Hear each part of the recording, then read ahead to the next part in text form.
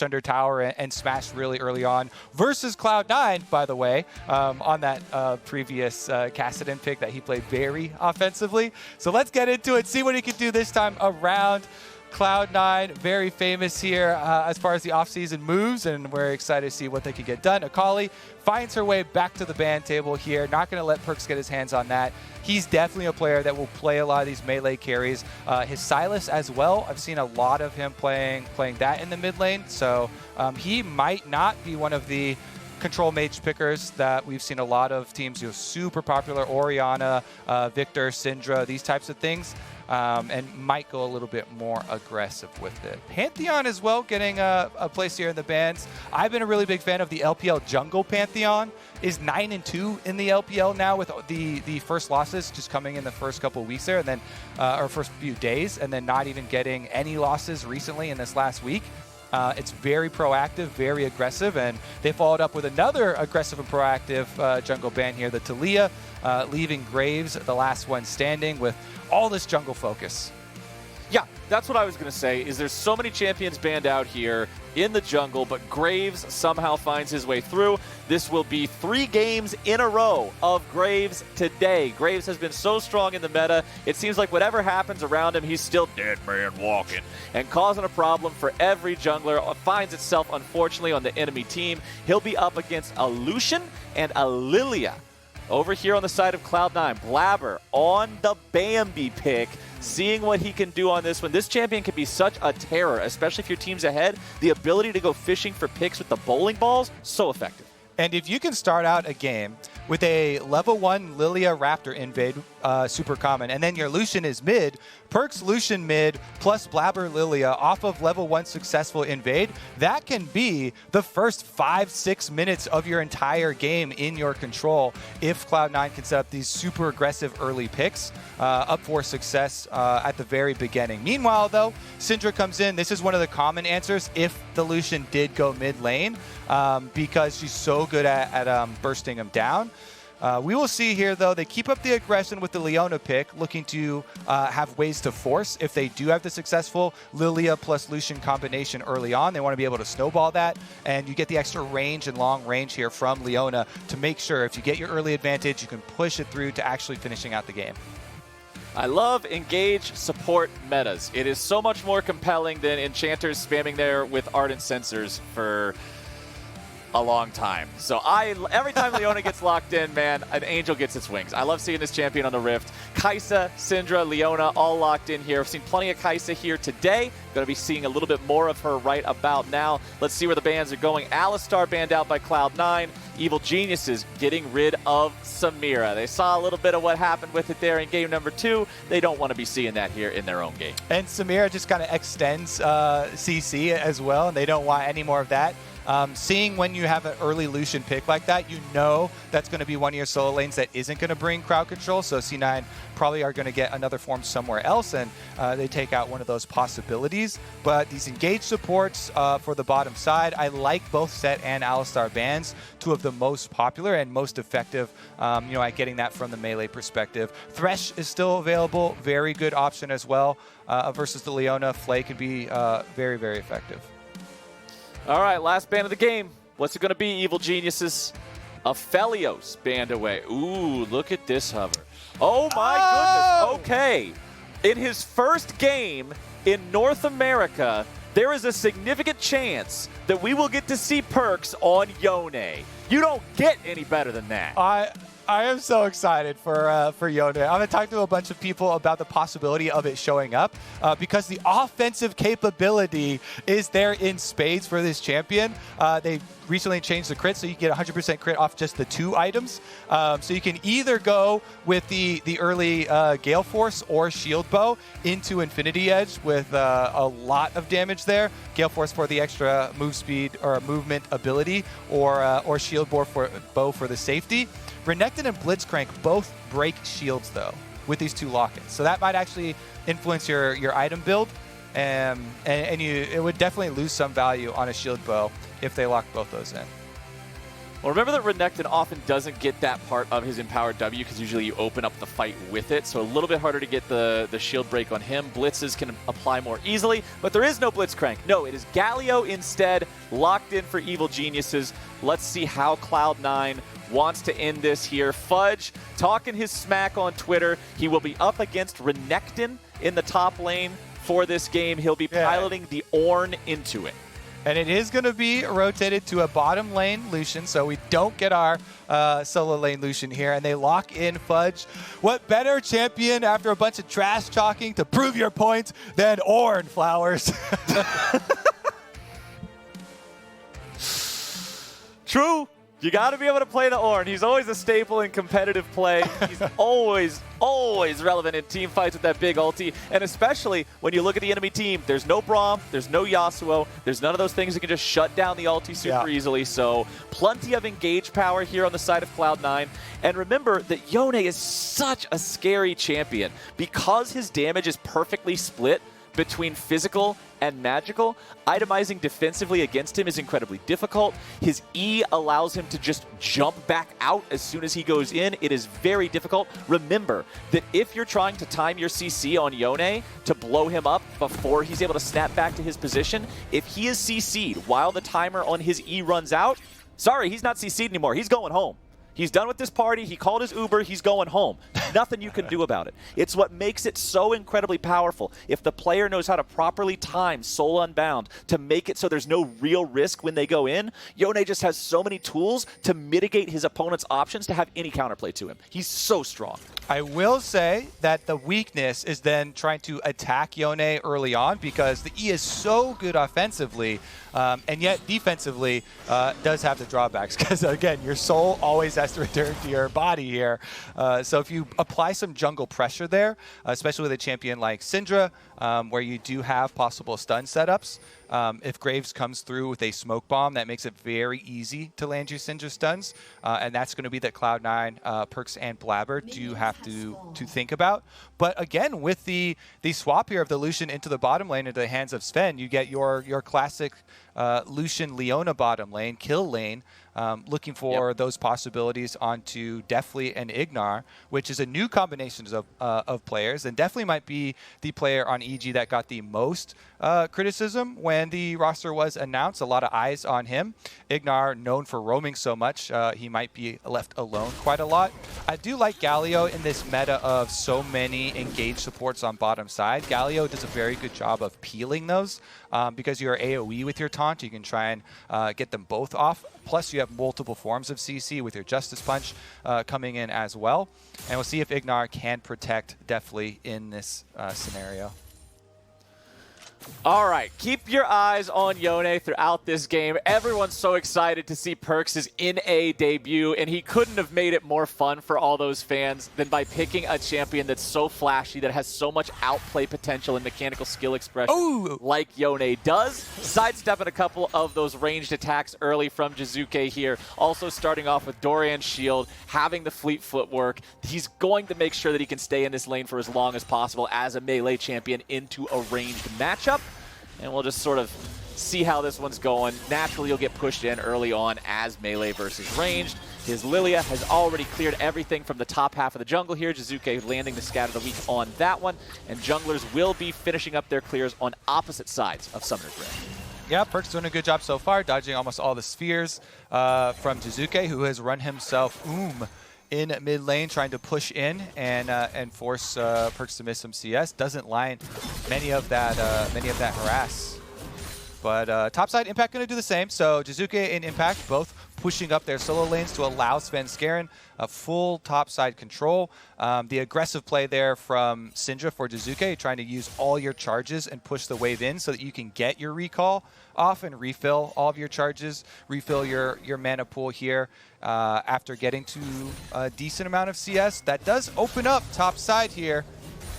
Topside, Fudge getting himself all the way back. 7-24 farm, and they are giving him quite the welcome party here to the LCS competition. Who you calling brainless?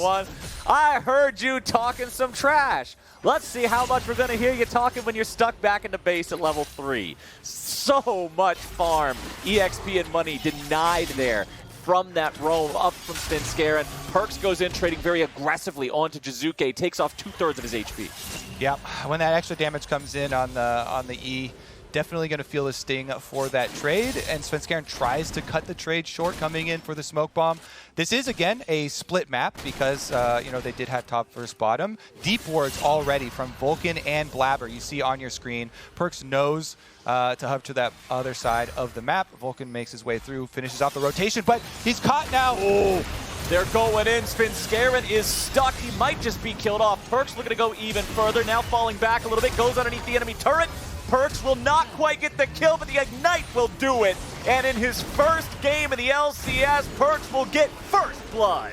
Vulcan trying to walk away and escape the counterattack, but he cannot do so, and Jizuke gets one in return. Yep, counter kill here for Jizuke. Not going to let them have the last laugh, and they do stay very competitive in gold with the counter kill going over Perkz. High enough health now that he can actually stay at this tower and get a few more of the CS, so they don't even get the extra advantage of shoving it in. Ignar's coming back, though, to try and zone him off.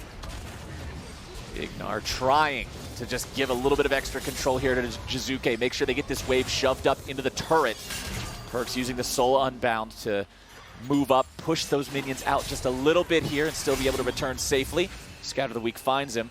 Perkz still at 300 HP, but Jizuke is very low on mana here. He doesn't actually have a lot of resources to work with. He'll continue to just poke Perkz a little bit. Vulcan's still hanging around just in case Jizuke gets really aggro. Jizuke has his flash, but remember there's no Ignite here on the Syndra.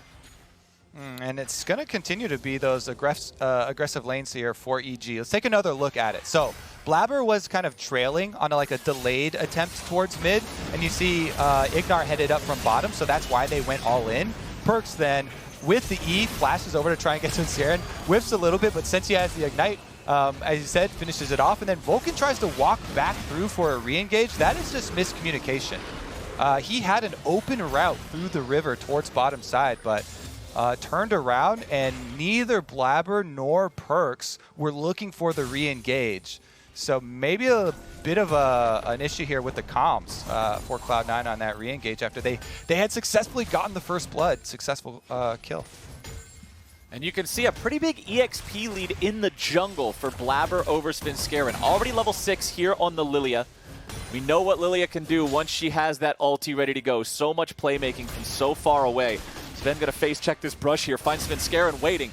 Now it's a 3v2 in the bottom lane. Evil Geniuses looking to go in here, but Perkz is coming around from the side, and Blabber's gonna be doing the same. There comes the sleep, and it finds its way onto the enemy AD carry. Perkz trying to go all the way in here, looking for the extra damage on to definitely finds a little bit more, but will not get enough. Jizuke now rotating into the fight as well. Drops the ulti with 5 orbs onto Perkz. Claims half of his health bar with that one. Perkz grabbing the honey fruit there. Smite onto the scuttle crab. Flash away from Jizuke, trying to dodge that swirl seed from Blabber. Honestly, Jizuke just sticking around a little bit too long there in that river. Yeah, that's definitely a punishable flash now. If he's unable to create more pressure towards mid side and keep Perkz locked in here, not having flash with how many skirmishes we've had around mid lane, I definitely expect return visits for Blabber here. And Lilia actually has some low effort possibility of influencing that matchup. Throwing swirl seeds themselves from pretty far away can actually force a lot as well. But Jizuke has to continue playing aggressively. He's pushing up the wave once again as Impact goes down to try and deny some more CS and harass Perkz under tower. EG coming in trying to make some sort of a play here. Perkz has to go back to his soul point. This is what you were talking about, Kobe. That's what's punishable about Soul Unbound. He must return to the origin point, and as soon as he does, EG does the 3-man collapse to blow him up. And it only takes under 8 minutes in the lockout tournament, and already Perkz' tweet of "I'm not gonna die the entire lockout tournament" is false. He goes down at the hands of the Evil Geniuses, and they make sure of it and get the extra gold with that dive as well. Again, Impact on the top side of the map is the reason. Ben creating so much pressure here on the Renekton versus Fudge, earned himself a roam timer, pushing in constantly and harassing Fudge over and over to be able to head towards mid and force that dive, plus using his flash for his effort as well. Jungle CS 68-46. You don't often see Graves get outpaced so hard, but right now it's Blabber controlling the tempo in the jungle. Svenskeren and Impact stepping up here, and we might have ourselves a full-on 2v2 smite fight over this Rift Herald. No, we won't. Perks rotating over, making sure he can help his boys secure that objective. Shouldn't be any sort of a contest for that one. Blabber will pick it up. And since he's getting that at 9 minutes, it means it'll last until 13. So no matter when he summons it, they will be able to get bonus plate money with that Shelly charge. Nice neutral objective take there from C9. And we're approaching the stage in the game where we really get to see the fireworks of this champ select and the intended use of both sides of the compositions here. Cloud9 with such a heavy dive comp, with Ornn plus Leona engaged, trying to pin people down for follow-up multi-person sleeps from Blabber and a Yoni plus Lucian deep dive on carries. Meanwhile, counter-engage of the Galio and Syndra are going to have to be used so effectively for EG to be able to navigate these later dragon fights and these fights when the towers start to go down and there's more room for them to be able to come out on ahead on this, because Cloud9 are going to be looking very aggressively over and over with this super long-range engage. Ornn roams down through with an ultimate to land slows. Leona easily can land those from extremely far away as well, and that's why we're paying so close attention to the flashes on the carries for EG. Lots of EG presence around the mid lane right now. Svenskeren's passing through here yet again. Ignar also hanging out in the wings. He could not join with a heroic entrance if a fight broke out, though. Still only level 5 here for both supports in this game. Back up into the top lane. Fudge trading a little bit with Impact, but not winning out in those trades by any means. As Perks uses the Soul Unbound, snaps back to his original position, uses the Fate Seal to get away, and will manage to live through it. Yeah, Jizuke with trying to do a little bit of predictive use right there, because Yone doesn't have to wait the full duration to snap back, and it was trying to get him with a little bit of predictive stun. It was definitely too early. You can try and wait until you get a little bit of a visual cue if you can see him towards the end, but there's a sleep that lands. All right, fight starting out. Ignar grabbing a taunt onto 2, but the real threat is on Svenskeren. Sven grabbing the kill on that one as the Ornn ulti comes through, charging into the mid lane. Ignar gets knocked up by that one, but nobody else is close enough. Definitely continuing now on the run, but Bambi is flying like a bat out of hell and sending Kai'Sa straight there on a one-way ticket. Blabber picks up the 3rd kill of the game for Cloud9. And now it should be Cloud9 just turning that pressure up to 10. Again, so many forms of long-range engage. They get it there. Blabber lands the double sleep, and Vulcan has an easy time lining up that solar flare into the culling from Sven for these river kills and the first dragon of the game. Now that you've got this tipping point, with the extra Cloud9 kills coming in, plus the first dragon for themselves, they really can start to use this time advantage to get the deeper wards around this bottom part of the map. They've been seeding topside with this Ornn matchup intentionally with Renekton up there in order to gain so much more here for the team comp and for the bottom side. So you already see a deep ward left on Raptors, as well as the rest of the river taking control of. First Drake was pretty slow this time around. Compared to the previous couple of games, only 11 minutes when they finally got it. So soul stacking, even if you go 4 for 0, that one's going to be delayed here for a little while. Still a super close game in terms of the gold amount. What is that, 300 gold separating the two squads here? So Evil Geniuses was up to a small lead there for a while, but after the last series of events, it's Cloud9 back in the driver's seat. You can see the individual gold on your screen right now. 800 lead for the Renekton in the top lane. Fudge losing out in that matchup 1v1. Not a whole lot of influence there aside from the early on level 3 pushing completely out of the lane from Svenskeren. But hey, sometimes all it takes is a little bit of jungle intervention to set the tone and the pace, and Perks just gets hit with the ulti yet again. Jizuke will not find the kill, but he will send his opponent home. Yeah, and he's doing a good job keeping up that pressure on mid lane for EG. Rift Herald used here really deep by Cloud9 in their own territory. Blabber once again finding a multi-man sleep onto 2. Ignar trying to block, save a little bit of time here. Sven exhausted, still getting the culling off to the side, but definitely has now approached, looking to take him down. Svenskeren grabbing the kill onto Blabber. Locked down on the enemy jungler. Svenskeren is dead. Sven getting himself away from Deathly. Vulcan on the run from Impact, who's in the Dominus, looking to chase them down. Fudge is now also here, looking to see if maybe he can facilitate some sort of a turnaround here for the rest of his team. The Plasma procs. Fudge continues moving forward. Impact going to turn right back around, grabbing the kill onto Sven, who overcommits. But now Perks has arrived into the fight, and he's looking to make some plays.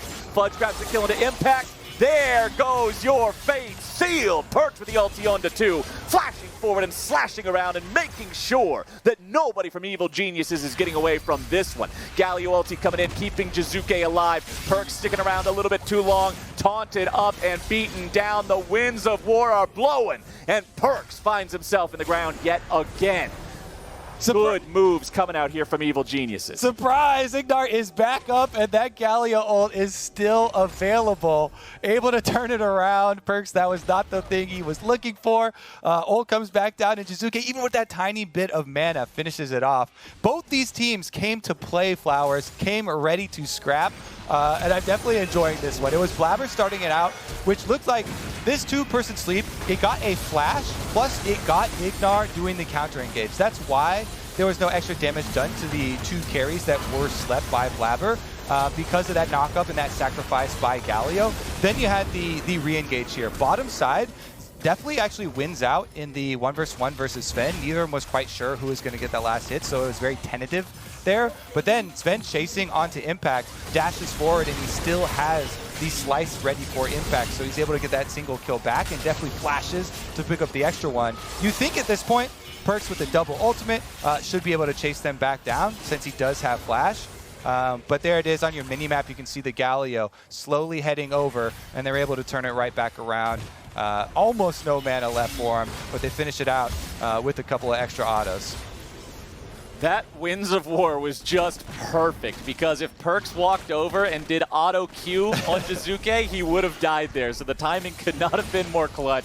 Ignar showing up, keeping this game close. Easily our closest day of the game, Kobe. Evil Geniuses looking good here, going up against one of the rosters that everyone was expecting the most from in Cloud9. But Evil Geniuses guaranteeing that it's not just going to be an easy win for them. As Fudge, half HP underneath the top lane turret, using the ulti there, knocking Jizuke up into the air, charging forward, as Scarin shows up too, and there's no way Jizuke is going to drop in that one. 4-man effort, as you can also see Ignar had rotated up to the fight just in case. Evil Geniuses will tie this game up in kills at 7-7. And they'll look to tie it up in turrets as well by taking down the tier 1, and that's got us at a dead even match. And I want to say especially from the part of Jizuke here, because Evil Geniuses, a lot of people have trouble kind of pinning them down and pinning them into a single evaluation because there's so much variance in the play from so many of these players. And we really thought Jizuke was for sure going to have his hands full with Perks in mid lane, but he has been playing so aggressively on this Syndra, keeping up that pressure and being able to utilize his teammates' zoning very well to go deathless, as well as opening up some possibilities there for EG, as they did take down the top side, plus using Rift-Herald mid is going to be their answer for the Dragon for Cloud9. And as you said previously, it's not going to be a super early Dragon Soul stack because of how late the first one was taken. So they do have time getting some gold from the outer towers.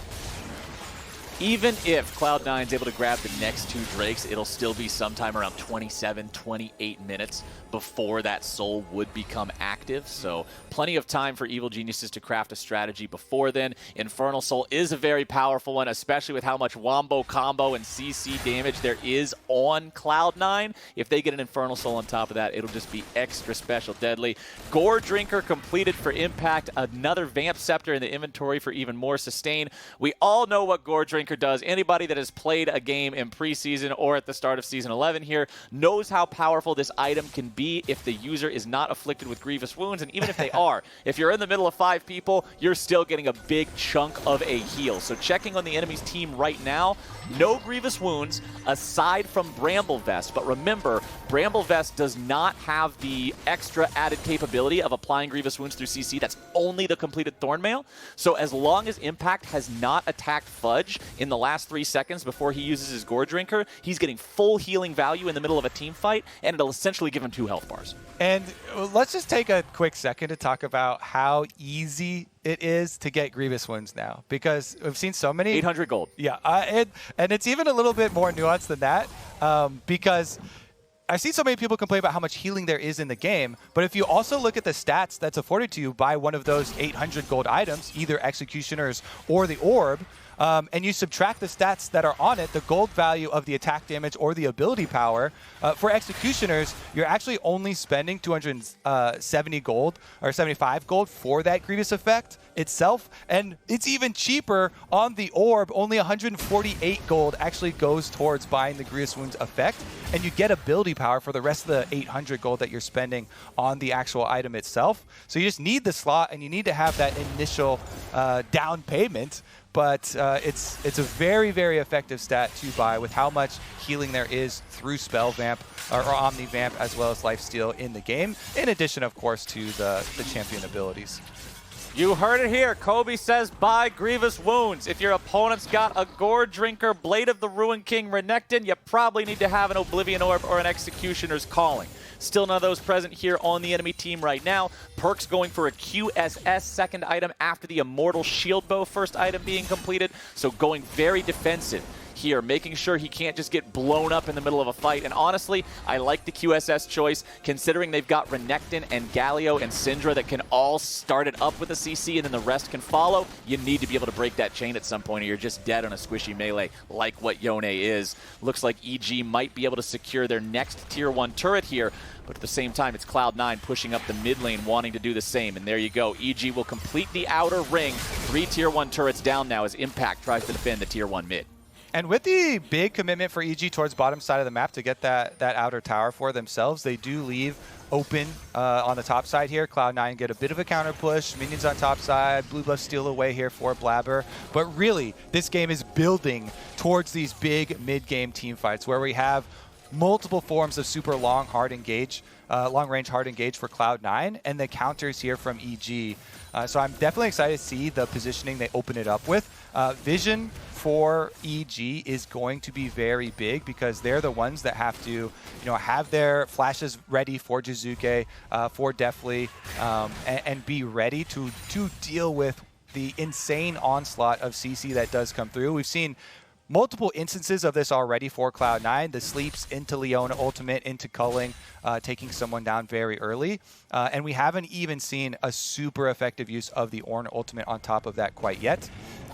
So we'll see how EG can actually deal with that, because everything is setting up for this. 35 seconds left on the Dragon. Infernal, as you said, and it's definitely a very powerful soul.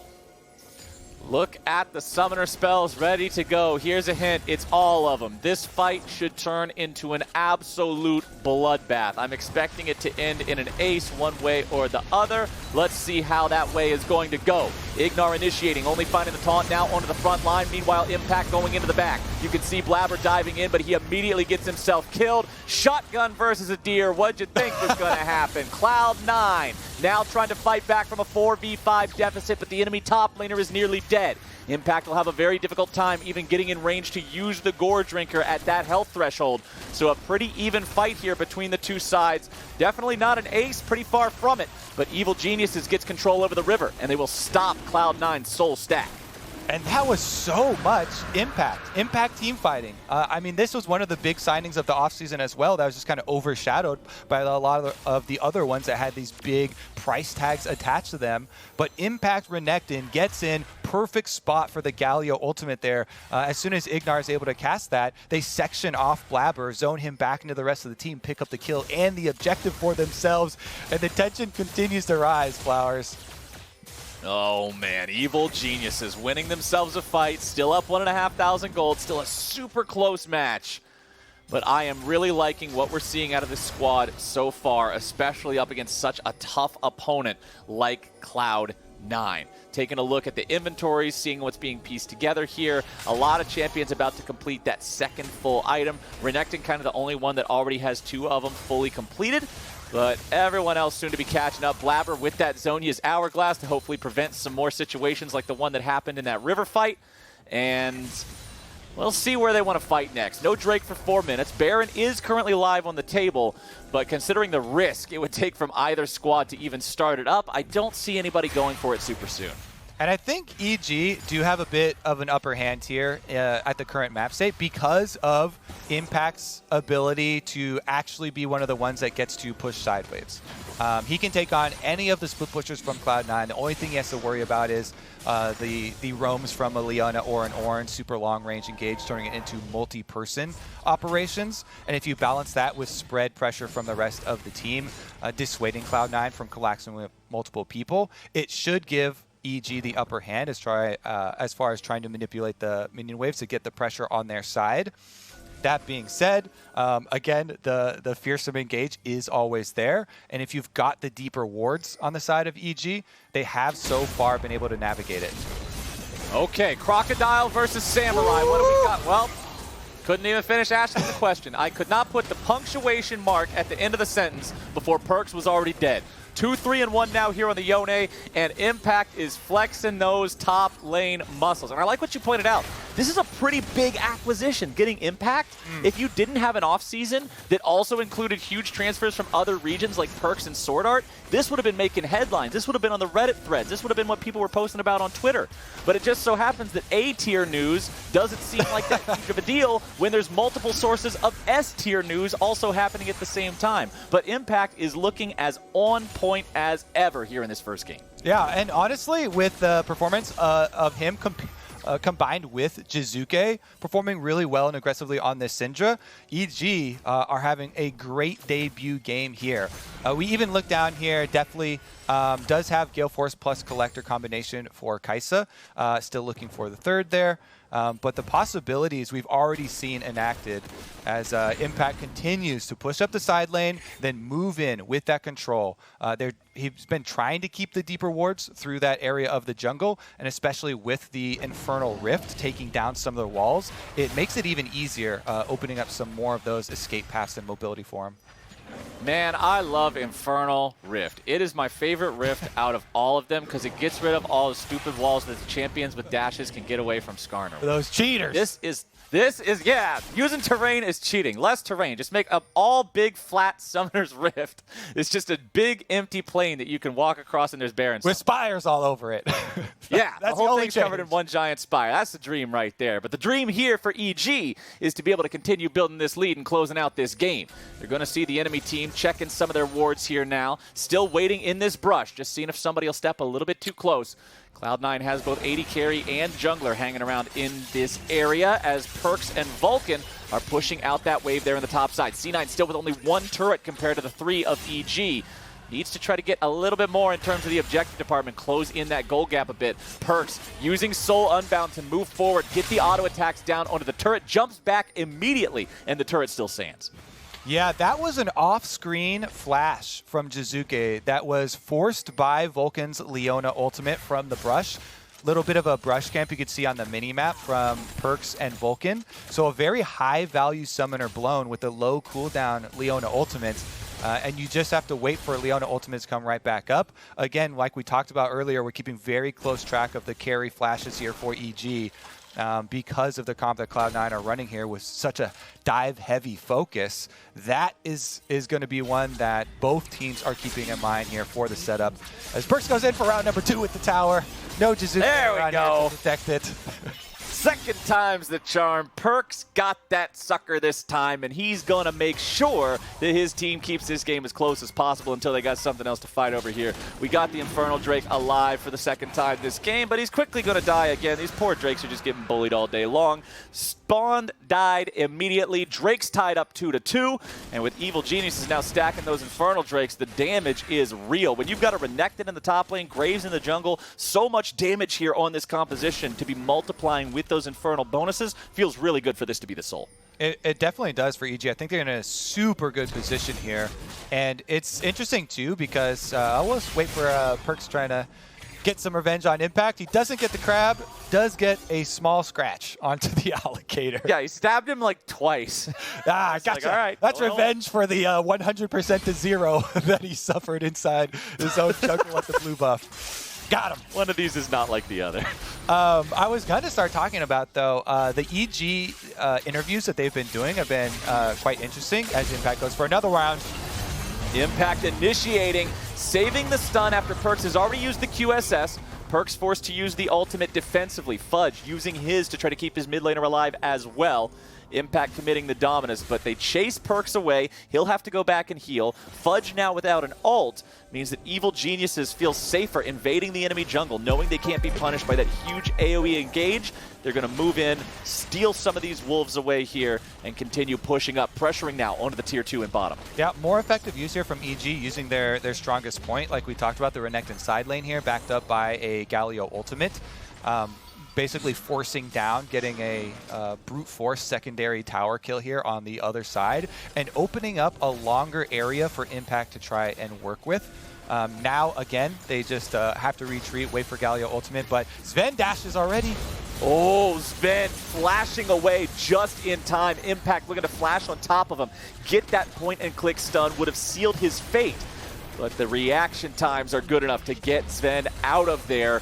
Another turret falling. 5-2 the turret count this game, Kobe. And it's a 3,500 gold lead for Evil Geniuses. Yeah, the slow, methodical use here. They gain the advantage bottom side with Impact, force the return from Perkz with the extra Galio ultimate, and then even though they send Perkz topside for Cloud9 to try and counter and push on that top wave, he doesn't get there nearly as quickly, and it's 2-for-0 EG, reaping some rewards, getting those towers down, and you can see that Cloud9 are so defensive right now with all of their vision being spent in their red quadrant to try and protect around the Baron, so they know that they've got an area to walk up and check it and try and continue to keep vision of the Baron, which would be what blows the game wide open for EG. But the rest of the map had kind of been taken over there by Evil Geniuses with all their split pushing efforts, as you can see. Thank you, observers.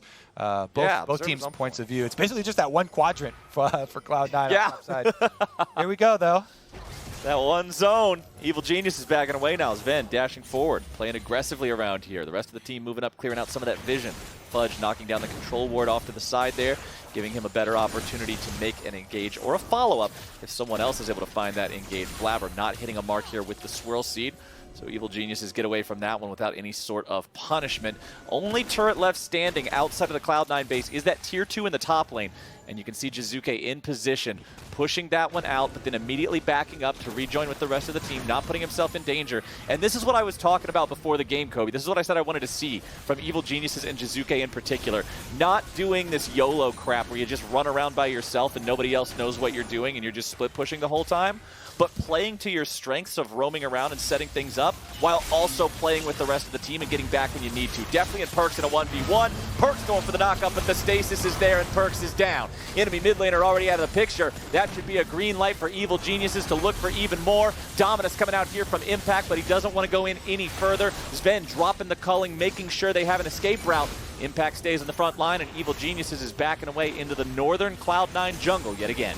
And let's see, they do have a decent turn for EG because Syndra stunned, super long range, and it's ultimate available for Jizuke, so he can pop somebody. And there it is. Blabber forced into the stasis here yet again. Vulcan having to back away now too. Ignar with the flash, keeping himself alive. Vulcan can't say the same. He is down. Fudge stunned up. Scatter the Weak doing just that. Fudge does get away with the flash. Cloud9, although they lose their support, they have kept Evil Geniuses occupied long enough to prevent them from doing any sort of a Baron attempt. But the Drake is alive here in 15 seconds. Evil Geniuses have secured the last two, and they'll look to do the same here with this one. Ignar had to go back to the base. He has no summoners. He has no ultimate. He will have to walk it all the way back to this bottom side river, but it doesn't look like that's any concern of anyone's, as Evil Geniuses will take their third Drake in a row uncontested. It's looking so good for this EG squad now. With all the hype around the off-season pickups for Cloud9, it is big plays from Impact. It is Jizuke silencing a lot of the question marks that were around him from last split. And they were definitely valid. I mean, we showed the stat sheet from the summer split. A lot of 10th places there there for him. But magnificent so far, and he's got his Zonias for himself. So in addition to all these summoner spells we've been tracking for the carries, and EG have done a good job waiting until that flashes back up. They now have QSS on the Graves, Zonas for Jizuke himself with Syndra, and then of course definitely did take cleanse from the very beginning of the game. And Kaisa well positioned and scales so well towards end game stages because of her mobility, and now having the cleanse flash available means that they have a lot of options. And definitely got huge value out of his stopwatch in that 1v1 against Perkz, getting Perkz to commit the ultimate offensively and then dodging it with stasis, making sure Perkz would die. And now you have another stopwatch, this time on Impact, that he'll be able to use to dive into the team fight with impunity, set himself up to just be super aggro in the middle of one of these big fights. Because now with a 4,500 gold lead, with themselves being at soul point and only needing one additional Drake, it only really takes one big fight for EG, and this game can get to the point where it's not easily or feasibly recoverable anymore for Cloud9. It's definitely a possibility, especially if they continue to control vision the way they have for EG. Syndra stuns late game are so difficult to deal with because of the range there, and Cloud9 don't have a lot of great vision checking tools. I mean, they're constantly throwing seeds here from Blabber, but everybody else feels so risky about it. And look how quickly they can burn through it too. Baron down to half HP. Cloud9 approaching means EG backs away. They do not want to risk any sort of a foolish throw on a 50-50 or some other silliness. Instead, it's Vulcan initiating the fight, and now we're going to be starting it up. Impact in the middle of 4, looking to find the damage onto Blabber, blowing him up with the health deftly. Perkz versus Jizuke in a 1v1 in the top half of the river. Perkz is going to win out on that one, but Cloud9 has lost the 4v4. It's a 1-for-1 overall, thanks to Perkz winning that 1v1 up there away from the rest of the fight. EG cannot re-engage now. You can see there, a flash attempt from Impact doesn't find the mark as Ven's able to get away from that one without using his own flash this time. And EG will just continue to shove that mid-wave out and back away. In the end, kind of a draw there, as I was trying to watch both ends of the two fights, the 1v1 with Perkz and Jizuke on top side closely while the team fight is going on.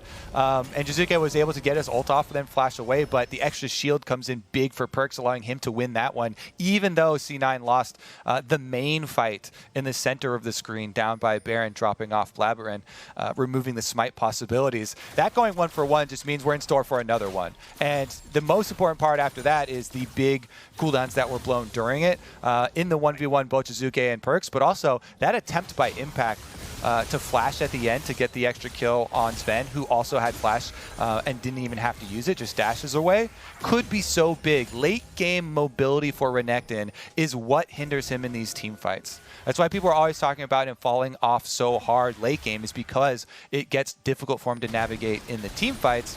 And when Renekton is really good, it's because of a lot of the item builds. He does have a lot of sustain, with the extra lifesteal as well as the shield. But if you don't have that mobility, an extra threat of a flash, you lose out on so much in the late game. Look at the damage from Impact, man. As soon as he jumps in on Perkz, he takes out half his HP. Sven is back up here. Impact gets away. Of course, it might be difficult to navigate a team fight there, only having your little lizard leap. But a 1v1. Somebody. But in a 1v1 where you got a minion wave, lizard leap is more than enough to get on top of the dude and start doing some damage. Now you got your engage coming out from Ignar. Perkz wisely using the ulti to buffer through the CC and get himself away. All right, again, keeping that Baron clean, too. EG continue to clear it out, forcing Cloud9 to come check once again. Positioning looking like it's going to be very similar to last time here. Jizuke, no flash, remember, now on the Syndra, and still pretty long cooldown as well for the Zonias. Swirl Seed found a couple of EG players, but now it's not going to matter. Engage coming in from Ignar. Blabber getting himself away. Culling, fired off by Sven into the entirety of the Evil Geniuses roster. Stopped that engage before it even begins in earnest. Evil Geniuses really wanted to make a play there. They know that this Drake is about to spawn. They know that it means soul if they're able to grab it. But now it's Cloud9 who have control over the river. It's Cloud9 with priority over that pit. It's Cloud9 whose mid laner might be in a very compromised position. Fudge stuck away from the rest of the fight. Still might be able to summon up the ulti to use it here. Already used it, didn't work out so hot. Lilia now using the sleep to keep these guys occupied. Drake has been started. Sinskarin on the back side of the pit could get involved and try to steal. No, he could not. Perkz going over the wall. Perkz with the damage. Perkz with the kill. Drake secured by Cloud9. It is a 3-3 Drake count now, as Finn Scarron is the only casualty of the fight. Oh, another stun! Oh, the stun's coming out though. Vulcan trying to get himself away, thrown up into the air, taunted down now. Big three-man taunt coming out from Ignar, but Vulcan somehow lives and Ignar will not. Vulcan has got to be sweating on that one as Impact comes in from behind the fight. He finds the kill onto the enemy AD carry, and he's looking for even more on the jungler now. Definitely goes on a rampage as Perkz goes too far deep into the tier 1 turret. He's taken down right there. Evil Geniuses, they had a bad fight at the start, but Cloud9 overstays their welcome, and EG is able to turn it right back around. That savior teleport from Impact in the back to be able to pick up those extra kills. It was so frustrating for EG watching these low health members get away, but then because of the teleport for Impact, they get the extra kills. Now 3 for Cloud9 are available, getting right back out towards the Baron. EG taking a lot of damage from Baron too, and Thinkwise this ain't gonna work. Impact's even flashing the dabbing penguin. He knows that plan's a little bit scuffed. They don't want nothing to do with that. Cloud9 back out on the map. We have 3 minutes and 41 seconds to go, Kobe. As soon as that next Drake is down, somebody's getting the Infernal Soul, one way or the other. Yeah, it's definitely going to be explosive, this team fight. Everybody will have their ults right back up, and it is going to be Jizuke. Perkz will have his as well for a possible big Yone play. So we have to keep our eyes once again if they go for this 1v1. Currently, very little vision too up around the Baron area, as EG have just constantly returned to this area, sweeping it clean over and over and over, trying to force Cloud9 into their hands so that they can effectively use their Galio ultimates, getting one of their melee members in there.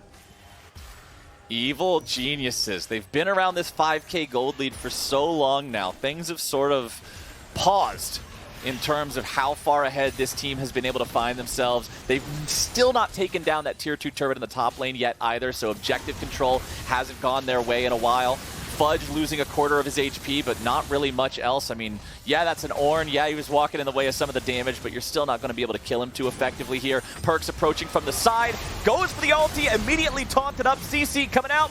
Goodbye, Perkz, or is it? Resurrection now coming through. Guardian Angel popping off. Where's the rest of the damage going to be? Perkz in some trouble getting away into the rest of the team, and there is Impact. There's your Gore Drinker. Somebody should have bought some Grievous Wounds. Impact makes a 1v4 move into the back line and picks up a couple. Evil Geniuses 5v3 on the map. Another pick here for EG onto Perkz, starting it out, and they forced him back through their own jungle. That's going to be Baron Flowers. That should be the breaking point, because this Baron will last until the Infernal Soul spawns. They can keep up the pressure, push on the top side of the map, set themselves up for a dream team fight scenario, or grab the Dragon Soul without Cloud9 trying to contest it if they decide to play it super defensively. And Blabber even had Grievous Wounds right there. I'm just now noticing the Oblivion Orb in his inventory. The green on it looked like the green on the shoe next to it, so I got a little bit confused. But look, the power of Impact in this game. 4-1-9 on the Renekton, 13 out of 16 kill participation. This man is just an absolute monster in this game and is the difference maker in how so many of these fights are playing out. And this is Cloud9 on their force. It's Leona into Perkz. Before this, we saw the Leona ultimate is what caused them to try and go for Perkz' big multi-person Yasuo play, but he doesn't get it just with the tip, as EG kited out really well and then re-engaged. Definitely went right in onto it. They're constantly pressuring this Yone. There's your Impact. Yeah, he escapes away from the rest of the team, but right into Impact's waiting arms, who, with 4 people around him. Boom! This is why people go Gore Drinker Sterix builds like this. Pops right back up. It's so strong. Yeah, is able to fight off 4 people. And that is all in collaboration with the Galio ult. And this should not be understated, is the effect of Ignar's Galio ultimates. Does blast going over there, but doesn't want to follow it up, or maybe didn't have taunt ready. Meanwhile, another 1v1. Well, we've got ourselves 10 seconds before the Infernal Soul spawns, Mr. Kobe. 10 seconds, and EG controls the entirety of the map with a 7,000 gold lead. Ultimates are available for every player right now except Ignar, but they're not too worried about it. Infernal Soul with 4 Infernal Drakes claimed by Evil Geniuses. That is so much offensive power. And they continue to push in. Now, they have such a good range advantage, with Syndra constantly threatening a lot of these stuns through the side. Swirl Seed's pretty easily dodged here by EG. With the added benefit of Baron, they can play it a lot slower. You see they actually sent Jizuke on recall back to push on top side and split their Baron pressure.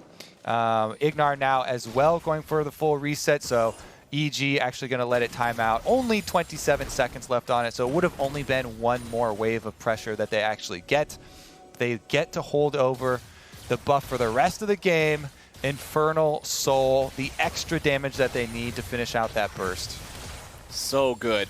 Let's see how Evil Geniuses want to use the rest of this Baron buff. It is about to run out. We'll see how much more they can get. This tier 2 turret up here could be their spot, as Impact's now having to fight up against Vulcan. Dodging the back line. Meanwhile, back in the top lane, definitely going dominating, able to take down Perks. 1 dead on the side of Cloud9. Everybody's still alive here for Evil Geniuses. Damage coming through, definitely going in. Definitely on the Kaisa is just racking up a whole bunch of bodies here. The man is popping off. And it's a 19-10 game with Impact teleporting into the mid lane to try to smash this inhibitor line. Yeah, that might look like an end angle here even. Let's see, 30 seconds left on Perks to recover, 45 plus here on Fudge and Sven. They're going to go for it. This is EG looking for that victory. Evil Geniuses, 1 inhibitor turret down, inhibitor to follow. Now going straight for the jugular. They have no interest in trying to play this slow, round it out, grab the rest of the inhibs. That don't matter. These are Evil Geniuses. And they've got the win taken here against Cloud9 with your Bud Light ace. EG came to play in 2021. The old gods are falling already. Just day 1, Flowers. TSM dropping 100 Thieves.